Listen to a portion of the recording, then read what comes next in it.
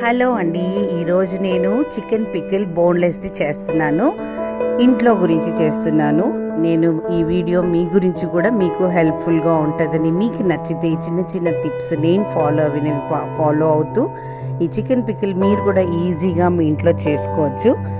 ముందుగా నేను చికెన్ని 1 kg చికెన్ని తీసుకొని, వాటిని బోన్లెస్ చికెన్ అనమాట తీసుకొని చిన్న చిన్న పీసెస్గా చేసుకొని నీట్గా క్లీన్ చేసుకొని ఉప్పు పసుపు వేసి 1కి 2 సార్లు క్లీన్ చేసి దాంట్లో వాటర్ అంతా వంపేసి స్టవ్ మీద అందులో ఉన్న వాటర్ ఎగిరిపోయే వరకు పసుపు వేసి పెట్టాలి.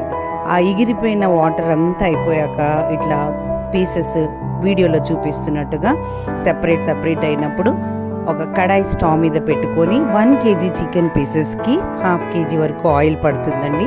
ఆయిల్ వేసి ఆయిల్ వేడెక్కిన తర్వాత కొంచెంగా పీసెస్ వేసుకొని వీడియోలో చూపించినట్టుగా ఈ రెడ్డిష్ గోల్డెన్ బ్రౌన్ కలర్లో వచ్చేటట్టుగా పీసెస్ అన్ని ఫ్రై చేసుకోవాలి.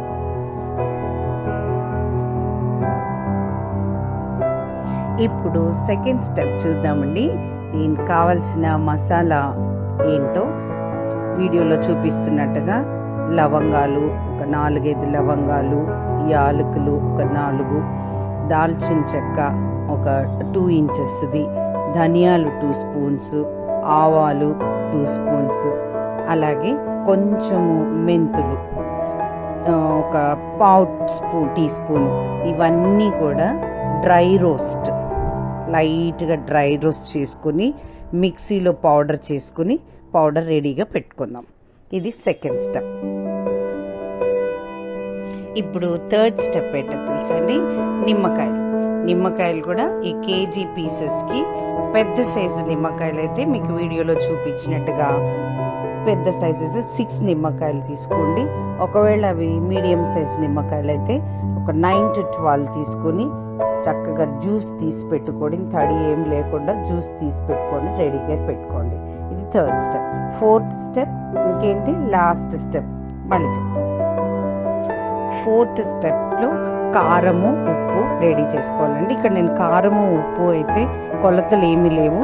మనకి వచ్చిన ఫ్రైడ్ పీసెస్ని దృష్టిలో పెట్టుకొని కావలసిన క్వాంటిటీ ఆఫ్ సాల్ట్, అలాగే కారం కూడా, ఈ ఆయిల్ కానీ లేకపోతే పీసెస్ కానీ అన్నీ కూడా ఇంగ్రీడియంట్స్ నార్మల్ రూమ్ టెంపరేచర్లోకి వచ్చిన తర్వాత ఇవి యాడ్ చేసేసుకొని నిమ్మకాయ జ్యూస్ కూడా కలిపేసి స్పైసెస్ పౌడర్ కూడా కలిపేసి అంతా కూడా ఒక్కసారి కలియబెట్టేసుకొని ఫైనల్గా ఏమైనా ఉప్పు కారము తక్కువైతే యాడ్ చేసుకొని ఒక 2 days అలా బాక్స్లో పక్కన పెట్టి థర్డ్ డే ఒకసారి మళ్ళీ సాల్ట్ కారము క్వాంటిటీస్ చూసుకుని దాన్ని బట్టి అడ్జస్ట్ చేసుకోవచ్చు.